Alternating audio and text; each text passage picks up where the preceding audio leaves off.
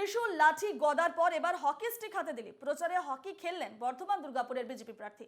এটা তার ব্র্যান্ড বলছেন দিলীপ। কটাক্ষ বিরোধীদের। ত্রিশূল লাঠি গদার পর এবার হকি স্টিক হাতে দিলীপ ঘোষ। প্রচারে হকি খেললেন বর্ধমান দুর্গাপুরের বিজেপি প্রার্থী। তিনি বললেন যে এটা তার ব্র্যান্ড।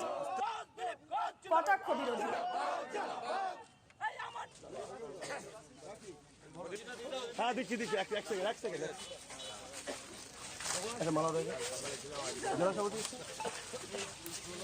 আমাদের অনেক অনেক খেলোয়াড় আছে। এটা কোনো পার্টির প্রোগ্রাম নয়, এটা দিলীপ ঘোষের প্রোগ্রাম। চা চত্বরে দিলীপ দা, এখানে টিএমসি, সিপিএম, কংগ্রেস সবাই আছে, সমাজের সব লোক আছে, সবাই আসবে। এখানে জেলা প্রেসিডেন্ট বা রাজ্য সভাপতির কোনো ব্যাপার না, দিলীপ ঘোষের নিজস্ব ব্র্যান্ডেড।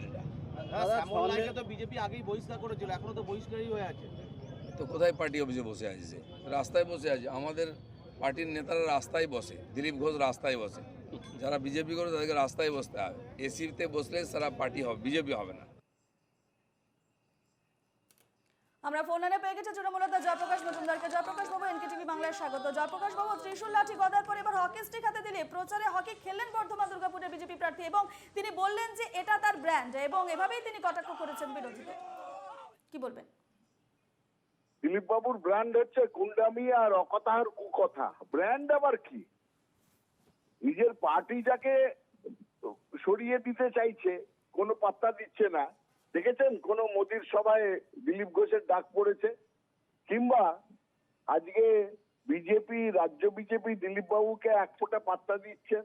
মেদিনীপুর থেকে সরিয়ে এক কোণে ঠেলে দিয়েছেন, সেখানে ক্যারিকেচার করছেন। জোকার ব্র্যান্ড হচ্ছে দিলীপ বাবুর, ব্র্যান্ড হচ্ছে জোকার দিলীপ ঘোষ।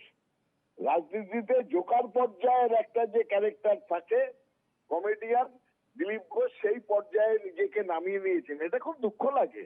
একটা সময় বিজেপির মধ্যে তার বেশ কিছুটা সম্মান ছিল, আজকে নিজেই নিজেকে জোকার পর্যায়ে পর্যবাসিত করেছেন, নামিয়ে নিয়েছেন। আর এইসব রেগুলার এক একটা মানে কি বলবো, কৌতুক নাটক তৈরি করছেন। সবগুলো কি রাজনীতি কি ইয়ার্কির জায়গা? দিলীপ বাবু তো রাজনীতিকে ইয়ার্কির জায়গায় নিয়ে গেছেন। ছেদো খুব, মানে ওই মিডিয়া ভালোবাসেন বলে মিডিয়াতে যদি কিছুটা পাওয়া যায় সবাই হাসাহাসি করে। এখন দিলীপ বাবুকে কেউ সিরিয়াসলি নেয় না। আপনারা কি নেন? সাধারণ মানুষ কি নেয়? মিডিয়াও অপেক্ষা করে থাকে কমিক রিলিফ হবে, সারাদিন সিরিয়াস আলোচনা রাজনীতি নিয়ে, কে জিতবে কে হারবে, 2024-এর নির্বাচন, তার মাঝখানে কমিক ক্যারেক্টার ভাঁড়ের রোলে অবতীর্ণ হয়েছেন দিলীপ ঘোষ। দিলীপ ভাঁড় পর্যায়ে পৌঁছে গেছেন। এর বেশি আর কিছু আমার বলার নেই। ধন্যবাদ জয়প্রকাশ বাবু আমাদের সঙ্গে কথা বলার জন্য।